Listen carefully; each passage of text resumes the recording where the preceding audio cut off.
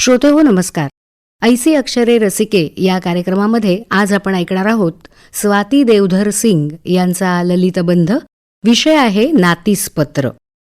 चिरंजीव अदितीहीस अनेक उत्तम आशीर्वाद. तू अमेरिकेला पोस्ट डॉक्टरेट करायला जाऊन 2 वर्षे लोटली. तसे आपण व्हॉट्सॲपवर आणि आई बाबा तुझ्याशी व्हिडिओ कॉल करताना कधीतरी भेटतो, पण समाधान होत नाही ग.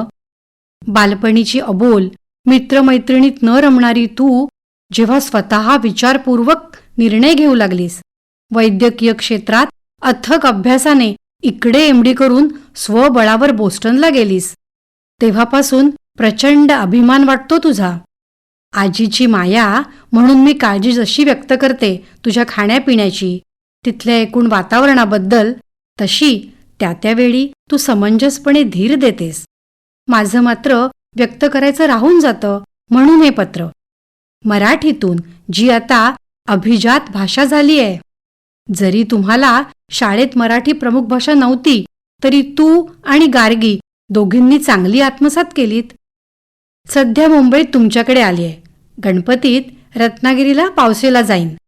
तुला आठवतंय, गणपतीत 4 दिवस आणि मे महिन्यात हमखास विनय तुझा बाबा सर्वांना घेऊन 10 दिवस सुट्टी घालवायचा इकडे. सगळी चुलत मामे मावस भावंड, मोठी माणसं जमून धमाल उडवायचात. चुलीवरचं जेवण, मऊ भात, खळ्यातले खेळ, रहाट्याच्या विहिरीवरची आंघोळ, गावठी आंब्यांची आडी, गाई गुरं, डोंगरातली भटकंती. किती रम्य निर्लेप आनंदाचे एकत्र दिवस होते ते.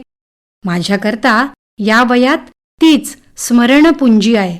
तुझे आजोबा म्हणजे हे गेल्यावर असोशीने जाणवणारी. अर्थात तुम्ही नंतर कॅम्प्स, कॉलेज सहली, पर्यटन यात रमत होतात की. ह्यांच्या 1.5 वर्षाच्या आजारपणातच म्हणजे तुझ्या 11वीत ठाम ठरवलंस की डॉक्टर व्हायचं.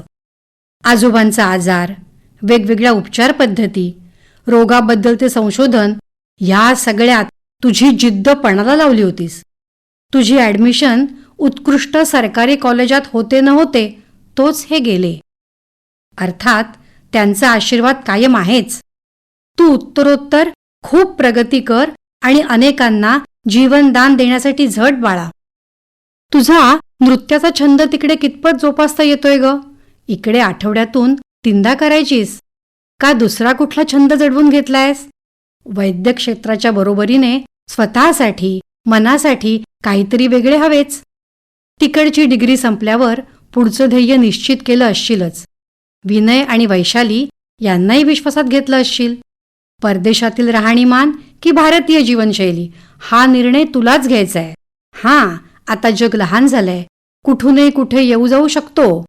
तुझ्या निर्णयाला खूप पैलू आहेत, ते विचारात घे. वाटलं तर सांग मला.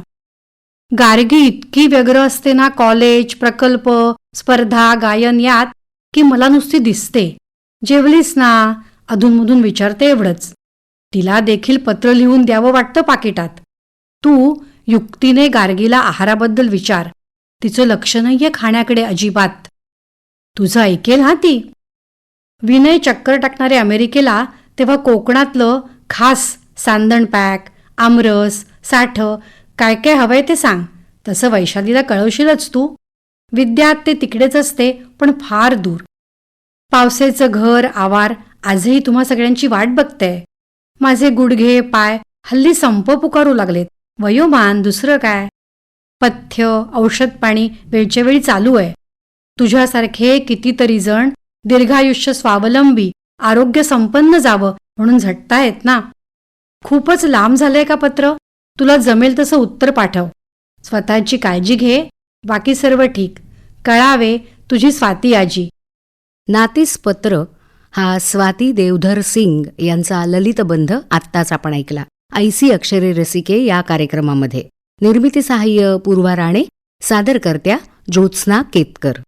आजचा कार्यक्रम इथेच समाप्त करत आहोत. पुन्हा भेटूया पुढच्या कार्यक्रमामध्ये. तोपर्यंत नमस्कार.